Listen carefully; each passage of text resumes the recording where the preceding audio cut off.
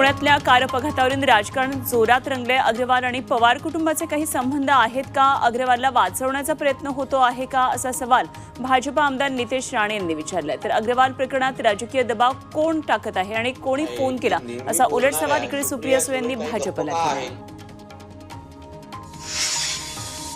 पुणे अपघात दुर्घटनेचा खेद असल्याची प्रतिक्रिया अल्पवयीन आरोपीचे आजोबा सुरेंद्र अग्रवाल यांनी दिली। तर आपला नातू हा अल्पवयीन आहे, त्यामुळे त्याचा खटला हा अल्पवयीन म्हणूनच चालवावा, अशी विनंती त्यांनी केली आहे। पुणे कल्याणीनगर अपघात प्रकरणातील अल्पवयीन आरोपीच्या नातेवाईकांचा मुजोरपणा पाहायला मिळाला। सुरेंद्र अग्रवालला आणलं जात असताना मीडियानं गराडा घातला आणि यावेळी काही मीडिया प्रतिनिधी आणि अग्रवाल यांच्या नातेवाईकांमध्ये वाद झाला। त्यापैकी एका व्यक्तीनं कॅमेऱ्यावर हात मारल्यानं एकच गोंधळ उडाला आणि वादावादी सुरू झाली। पुण्यातील कल्याणीनगर अपघातानंतर उत्पादन शुल्क विभागात अमृत नोनी गॅस्ट्रिन, अपचन, ऍसिडिटी, गॅस्ट्रबल ह्यापैकी तुम्हाला कुठलाही गॅस्ट्रिक प्रॉब्लेम झाला, उपाय एकच, अमृत नोनी गॅस्ट्रिन।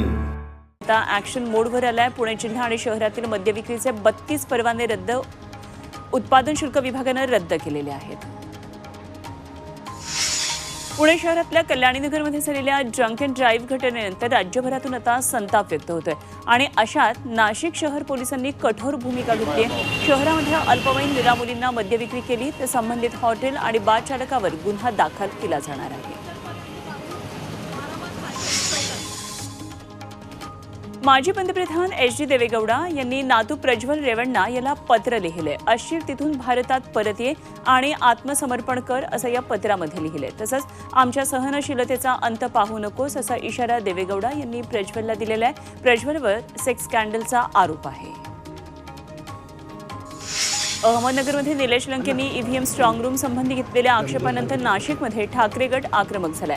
ठाकरे गटाचे जिल्हाप्रमुख सुधाकर बडगुजर, नाशिकचे उमेदवार राजाभाऊ बाजे जिल्हाधिकारी कार्यालयात दाखल झाले। ईव्हीएम मशीन ठेवलेला स्ट्रॉंग रूम परिसर मोबाईल जॅमर लावून सुरक्षित करण्याची मागणी ठाकरे गटानं केली।